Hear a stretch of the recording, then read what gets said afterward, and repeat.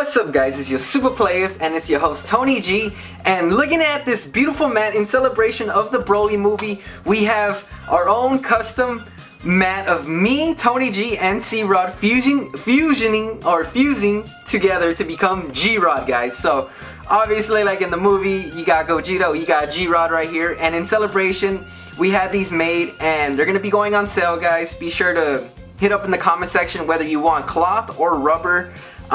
Let us know, and yeah, they're gonna be going on sale soon, and so help your Super Players out. I thought this was a really cool mat and a really cool idea to make it into like the celebration of the movie. And in celebration of the movie, we are gonna be doing a deck profile on boom boom boom boom, the guy himself from the movie, the legendary Super Saiyan. And let's zoom in real quick and admire the mat for a cool minute, and then we're disappearing. And so we have Broly, the Broly leader from the movie himself. We've had a few Broly leaders. We had a green one, a black one, and now we have the one from the movie himself, where he has that little, I don't know what the little skirt looking thing, not just kidding, the kilt. And so obviously Broly is Frieza Army. Like the previous ones, they weren't Frieza Army because in the reboot he works with Frieza. Spoiler alert, if you haven't seen the movie, check it out, it's amazing. And this is what he does, guys. When this card attacks, you may choose one card from your life and add it to your hand. If you do, draw one card. So it reminds me of this leader himself, where you could attack and you take one life and draw one card. But the sucky part about this leader was that you couldn't play cards that were 5 or more. And what I love about him is that you can. And so this is the engine I wanted to run with Gogeta, just because this guy was amazing. But this guy's even better, just because you have access to Cold Bloodlust, and because he's Frieza Army, and it just makes him a phenomenal leader. And when he gets awakened, you restand 2 energies back to active, and this is what he does. Broly, the awakened threat, because he becomes a beast when he's awakened. Like honestly, I've been play testing this guy, and so far so good. I've been enjoying it a lot. It's the most fun I've had, and it's been wrecking, man.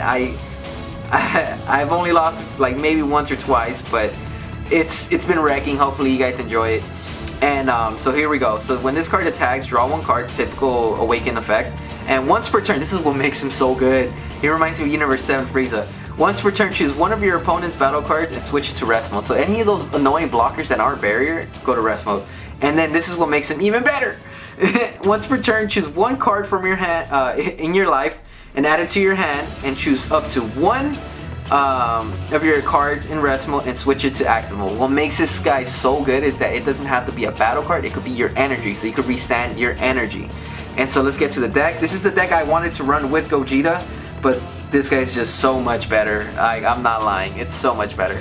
And so we have 4 intensifying Trunks, just because he's a very good 1-drop. He's crit, and not only that, you could do the iconic combo with chain attack into certain cards. And so we were on 4. I think I should zoom out. And I want to give a special shout out, or a huge shout out, to Ultimate Guard, our sponsor, because they gave us new katana sleeves, and admire how clear these are. Like, these are the new premium ones, and they make the cards look way crispier and makes shuffling so much better. And so we have 4 intensifying Trunks, and then we do run 3 double strike Supreme Kais, or the hidden E Supreme Kai. You could choose up to one of your battle cards and give it double strike, or you could just choose not to and just give it a 10k boost. But we were on 3 of these guys because this is a pretty aggro deck, guys. Very control as well. Aggro control, which is very, like, it's my playstyle. So we run 3 of those, and then we run 4 burst attack Son Gohan, just because what makes this guy amazing is if you're at 4 cards or less, you draw 2 cards. So obviously draw power is amazing, and he lets you draw after you chain attack Zeno, obviously the most iconic play. And then we run 4 Foreseeing Hits. Foreseeing Hit is such a powerful card still, just because you can snatch 2 of your opponent's battle cards. Sometimes it could be key cards, whether if it's Gogeta or even Universe 7 Frieza. Any of those cards that kind of build upon each other to make a bigger play, this guy snatches it for a turn. So it delays him a turn, and it's just such a good effect. Like, I don't know why people stop playing him. He's still very powerful. Now that Storm's dead, this guy's even way, like, so much stronger than before. And so we run 4 of those guys, and then obviously since we run the 4 intensifying, you need to run the 4 chain attack trunks, because this is your combo. This is what pretty much makes the deck. This guy right here, it hurts Janemba, it hurts Gogeta, it hurts Universe 7 Frieza. It just hurts anybody that revolves on big plays, and it just resets the board. And honestly, this deck doesn't really matter if you reset the board, because your leader is so powerful himself already, and since you run double strikers, it's not gonna hurt you at all. It's gonna bring a lot of pressure to your opponent. And then we run 3 Unbreakable Super Saiyan Son Goku combo, draw 1 card. This guy's phenomenal. I don't want to run 4 just because I feel like 3 is perfect, because you usually you're tapping out and you're gonna go for game with the double strike, and then you use this guy to just kind of like solidify that. So we run 3 so you can get that draw power still.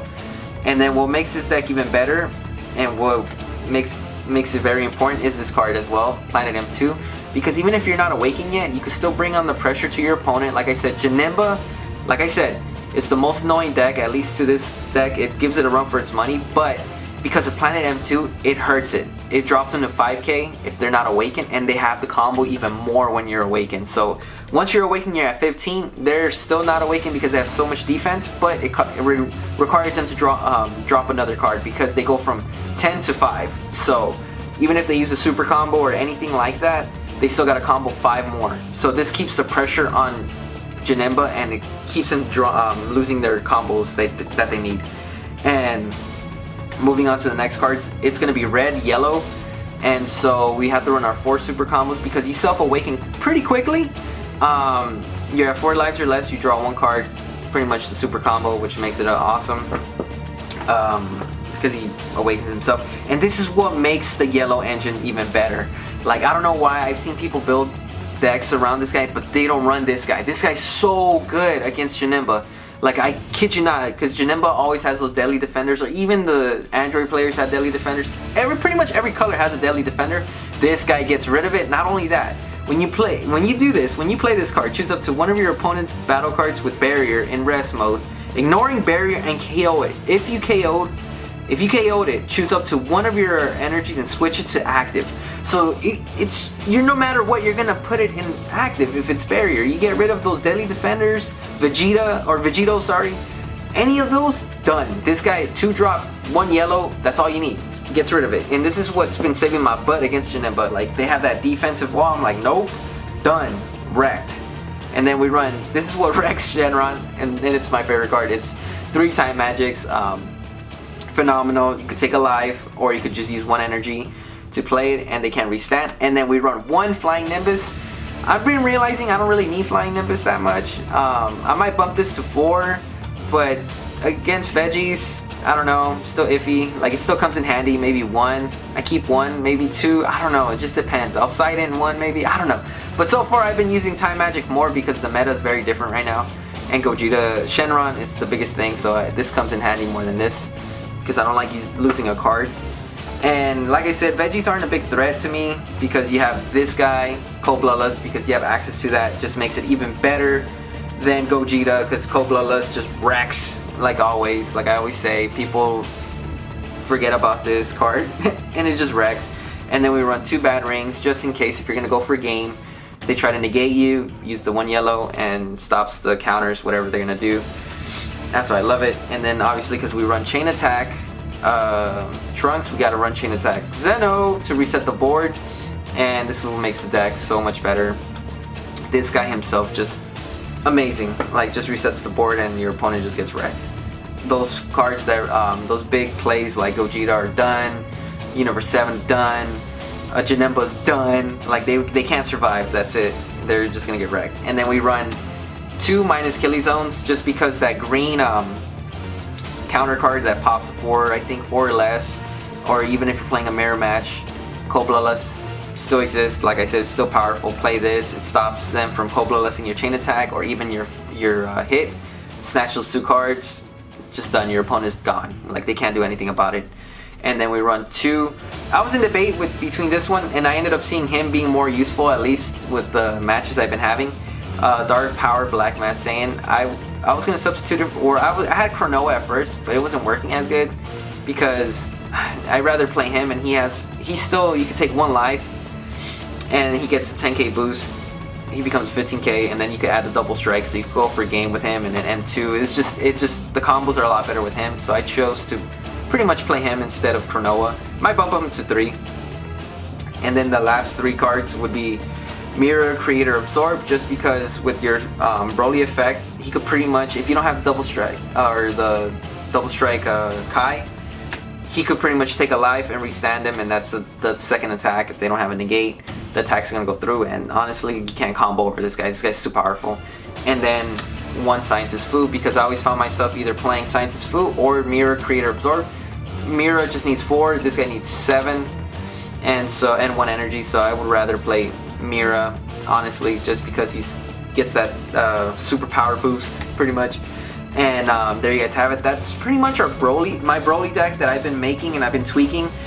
Hit up in the comment section what you would add, what would you take out. Like, honestly, this guy's amazing. I love this leader. It reminded me of him when I first saw him, and I'm like, oh man, if only I could play cards that are 5 or more. But this guy just made it, what, 10 times better with Cold Bloodlust. And honestly, I don't like Shugesh just because Shugesh gets wrecked by 1 card, and so it's such a predictable play too. So honestly, I wouldn't run that, and so I'll run this guy with the regular super combo, and it's been really consistent against the mirror match. Chain Zeno is still way stronger, and there you guys have it. Be sure to hit up in the comment section whether you want cloth or rubber. Let us know, and there you guys have it. Like we always say, y'all stay super.